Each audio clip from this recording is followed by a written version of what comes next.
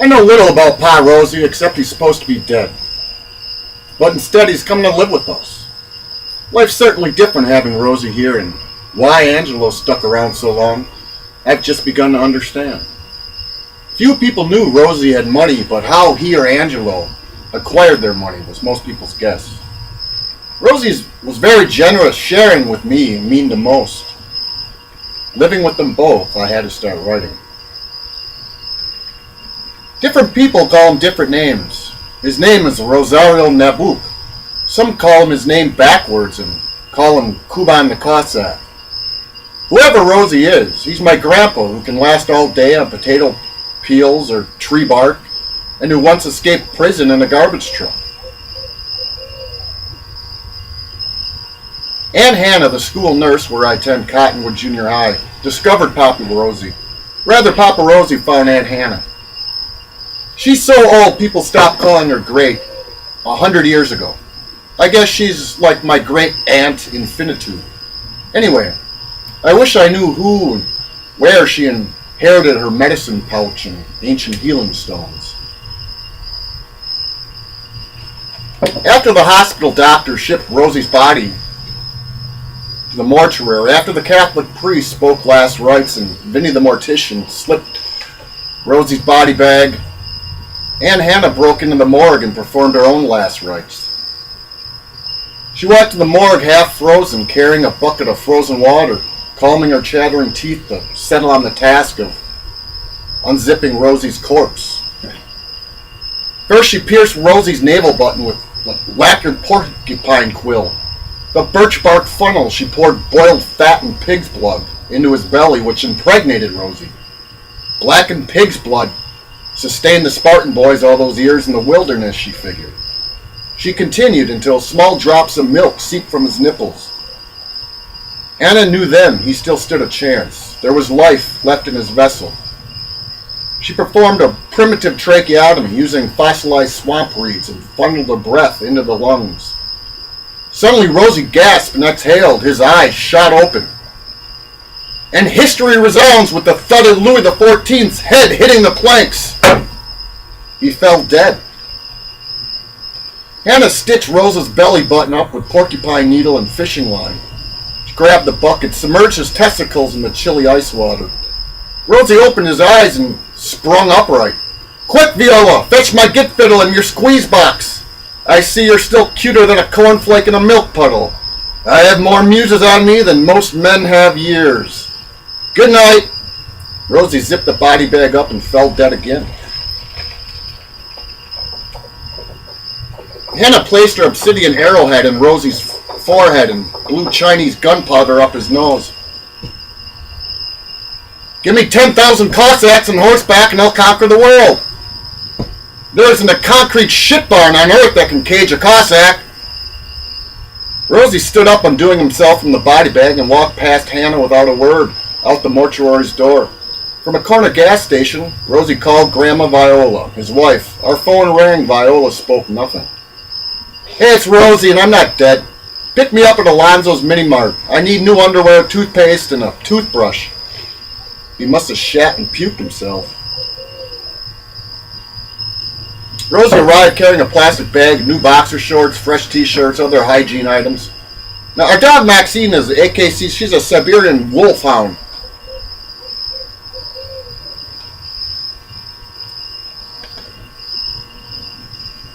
After Rosie and Viola left the foyer, before I could react, Soprano, the wolfhound, leapt to snatch Rosie's sack and empty all the clothes and cleanse her. She chewed through the clear plastic bag of Rosie's boxer shorts.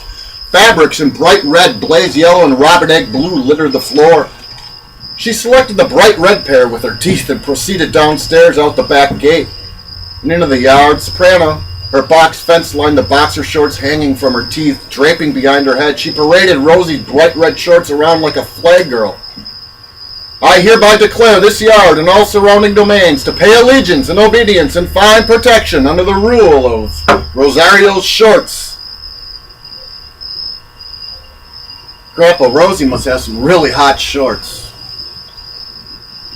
When Rosie's underwear showing got old, Soprano returned to the bag in the foyer to chew on Rosie's toothpaste. She held the toothpaste like a ball and nibbled through the end Streams of toothpaste oozed through the holes and she readily lapped them up. When Rosie and Viola returned, Soprano's black nose was smeared with paste. Rosie wiped the toothpaste from her mouth. His hand clamped on her so fast I couldn't even see it. Then I heard the first words I'd ever heard from Pa Rosie. Ain't ever a she-wolf got the best of me, and I'm not to be about tricked now, woman. Now, of course, nobody told me that on this afternoon we'd have a family get-together. The whole affair is conducted with such hush and haste, I realized not one of the adults know anything, or what they're doing. When a man like Pa Rosie is dead in a rubber bag for 5 or 6 days and turns around right at St. Peter's Gate and walks through the front door, lots of people suddenly have lots of questions. Whatever settlements were made upon his death, whatever last deals gone down when Pa Rosie died, all the wild knots he left behind tied night and secure unraveled his crazy life in 1,000 frays, old faces and new strays. Rosie sits silent in his purple armchair, a steady axis of reason amidst our chaos. Cedar basement, color of holy desert sand. We're sitting in the living room, Rosie sitting in his armchair smoking knick-knack. I'm out to get Saturday's mail. The high snowbanks keep Soprano out of the neighbors' yards, keep her in bounds. A bitchin' muscle car near knocks Soprano and me off into the ditch. It's Uncle Angelo, who I've also never met. He's driving the new Chevrolet Shapeshifter. Angelo arrives before showing up, rising through the snow a mile down the road. And he's arriving with the disowned stepson, Cass. He's the only one that could pull that off. The only one that could have brought Cass here. If it weren't for Angelo, none of us would see Cass again. My Uncle Angelo springs from the Chevy Shapeshifter in a suave coat and a ribbon shirt that Zorro would admire. Standing by his SS alongside me without a word, I never saw a man look so mean yet remain so calm, silent. He glanced at the road, at Viola in the doorway, at me and back to the road again. He smells of leather. His worn features hold the silk and ashen texture of casted skin with early hints of mid-age booze tattoos. Angelo carries his hands behind his back like a prisoner until he speaks. Want to go for a ride, Little M? Little M, I say. My name is Pillar. The little emerald who shines true. What does that mean? It means I'm here to see if you're the little emerald who shines true. I'm here to discover if you're who I think you might be. And if you are who I think you are, then what are you and me going to do about it? How to exercise that power? I'm not here for Rosie's inheritance or a befuddled family feud reunion. His car leaps, hits the gas, the chassis takes off, leaving the body paint job and trim behind, the throaty baritone climaxing into roaring tenor, where her final howl at redline breaks in a bright alto. And I squeal like a little soprano. God bless Detroit! Angelo in funny surfer shorts, drinking a beer, he rests between his legs, eating a half sandwich. He takes a huge bite, sings along to the first verse of Back in the USSR. He grins and guns a hard left through a yellow light. We arrive back at the house. Some man named Leonardo's here. Rosie admits his old man's seen it all, war wounds and all. Point of view is surprised by Leo's presence. I've never seen Leo.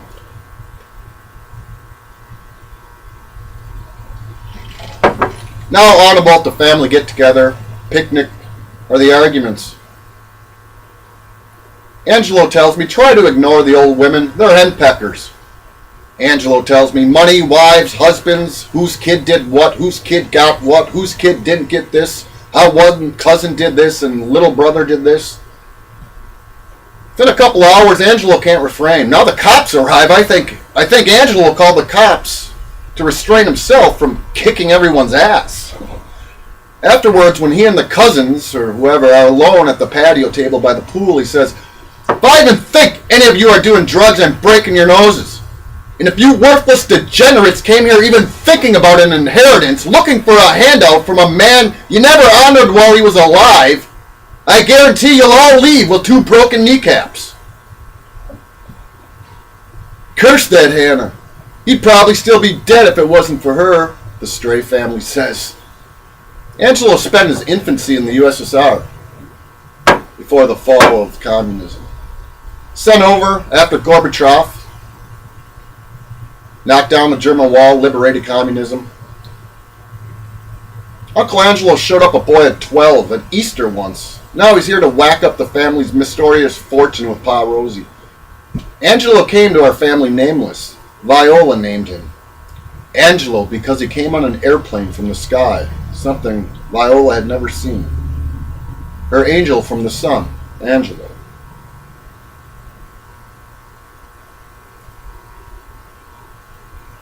After a period of a month or so, Viola lay dying. For weeks, friends and family of the most distant corner, one she can't even remember, come forth to have last words with a woman barely able to utter. For weeks, the house is a station for overnight guests and stand-in nurses and step-up friends who bring food, cakes and cookies of all shapes and colors, meatloaves and watermelons left on the front porch, potato, vegetable, and fruit salads and pretzels, brownies and pickles crowd the countertops until the very organization of the refrigerator is so unknown to anyone, none of us eat because we can't find anything. The old couple's grown indecipherable, Viola and Rosie. She's lost all her hair, teeth yellowed, her voice now a man's. She sits smoking her knick-knack alongside Rosie. She wears his clothes, appearing exactly as the old man. You can't tell them apart. Thing number one and thing number two, I say. After the doctor said she had a week to live, a funeral party is planned for the immediate Saturday. Her family comes, sets up tables and chairs, brings more spaghetti, goulash, taco salad, chips and dip, chips and salsa, bean casserole, sloppy joes hot in a pot. Women prepare desserts and drink light beer in the kitchen most of the afternoon. The old nun and Viola's mother tend flower pots around the yard in new white sneakers. Grandkids, even little Cass, the disowned one, weep on their knees at the sight of Viola's. The men sit on the patio and in the garage in cowboy boots, talking, drinking, some smoke. A cousin shows up with this guy who's her husband. Poor him. He has to spend this gorgeous September Saturday afternoon visiting a dying woman who he only met once a year ago.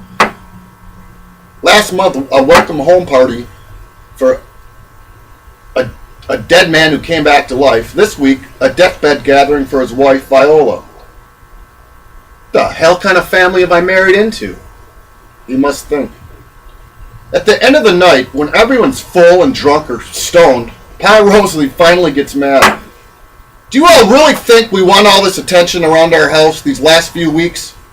Between all of you, there's never a moment's peace. No, and you can't take the house. I'm not going to a home. Certainly not moving in like a refugee. Now get the fuck out! Take all these bullshit cakes and cookies and breads and casseroles and don't ever come over unless you call first. No, wait! When one of us dies, we'll call you. Nobody could move. They were all passed out. Then there came a final cry from under Viola's sheet. Rosie managed to get to the phone but failed to grip the emergency response numbers before passing out.